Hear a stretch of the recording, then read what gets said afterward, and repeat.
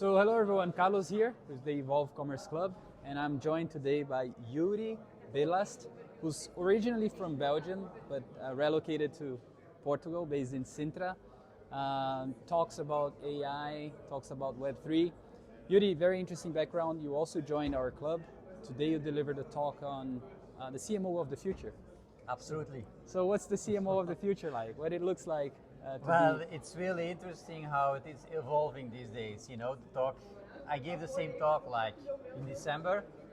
Now we are, April, it's already evolved. So I had a few topics, let's say, gave the audience 8 ideas with them.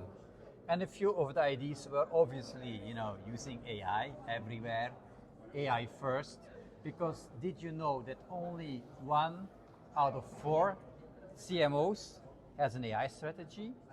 They are using AI, they are thinking of AI, but they are not using it in a strategic way. They don't have a strategy. So that was one thing.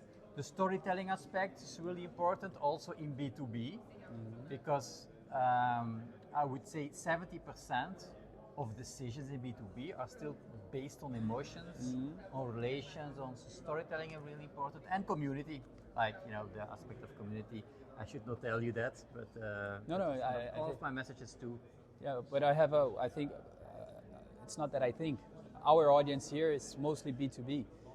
And so I want to pick your brain on the community storytelling element. So you yourself, you are a creator, you have brand deals. You were telling me a few moments ago about your brand deals. Your community around the topics that you master, kind of fintech, financial services, So for you, tell me a little bit about your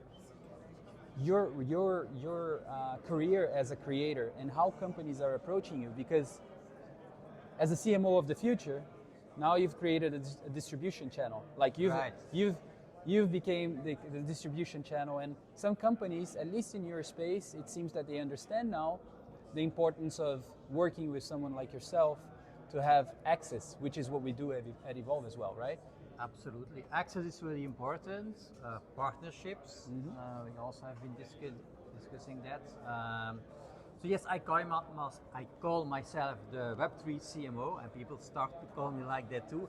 I was using the term already a few years ago, when Web3 was not so a hot topic, and so by doing that early, by having my podcast called Web3 CMO Stories instead of CMO Stories, made my personal brand become more clear for people.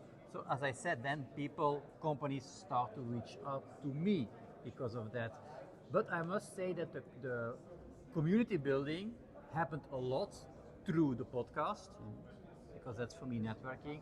And I'm like a guy, I love to network, I love to travel, I love to meet people from different countries, from different audiences. And once you start to do that, you start connecting people with each other by going to conferences, by speaking, by podcasting actually. Because maybe if you would have seen the talk, I know you had a call, but I mentioned Mark Schaefer, Gary V, they were on my slide. So I met those guys. Mark Schaefer was on the podcast.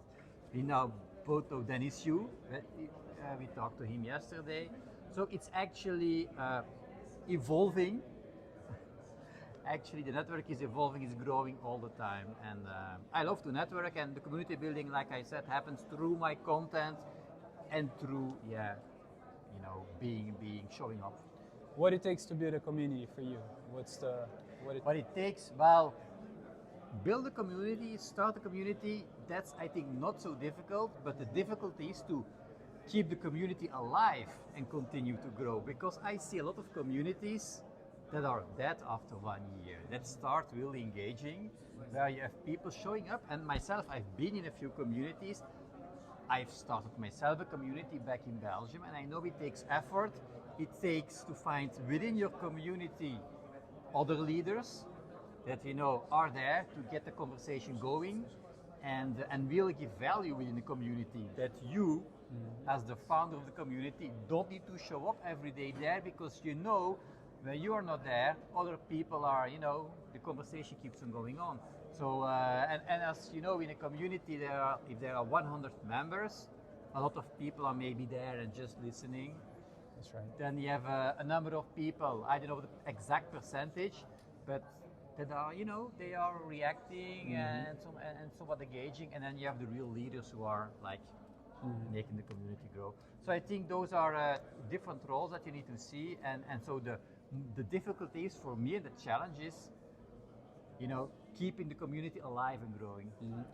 I think from a B2B perspective, what is the best way for a company to engage with community owners like ourselves? But I want your brain on this. So once they partner with you, they're not just pitching. They have to understand that this is a long-term partnership, as we were speaking, right?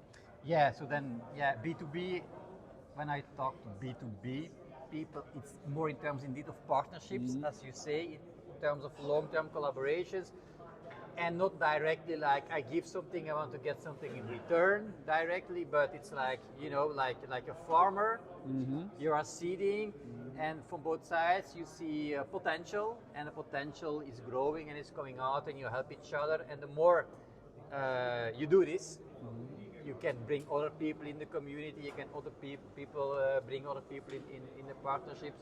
So for me it's about giving value, not thinking about what you will get back, but trust in it, and also attracting the same kind of partnerships that see the same value. Like also for my podcast, I have a few partnerships. People sometimes reach out for me because they think I want to have a short-term gain. I want to come on. They want to come on my podcast to pitch their service or product, and then, gone. Or no, I see it as a long-term partnership where you build a valuable connection, like we are talking right now. We had a few conversations already. We understand more and more each other's goals and what you're working on, and that really helps. And certainly in B2B, where relationships are actually what moves the needle. That's right. All right, so hey everyone, Joeri will be joining Evolve Commerce Club as a community partner. Absolutely. Very happy to have you on board. Thank we'll you be collaborating. And Joeri, folks want to be in touch, what's the best way for you? Oh, the best way for me, so you can find me on every social media, because my name is not so easy to write, but it's quite unique. If you put it somewhere in the title or in the description, Joeri Billast. I'm most active on LinkedIn, but actually also on X and on Instagram. You will find me on other platforms. I have my podcast, which is the Web3 CMO Stories podcast, available on every audio platform. A few episodes will be on YouTube.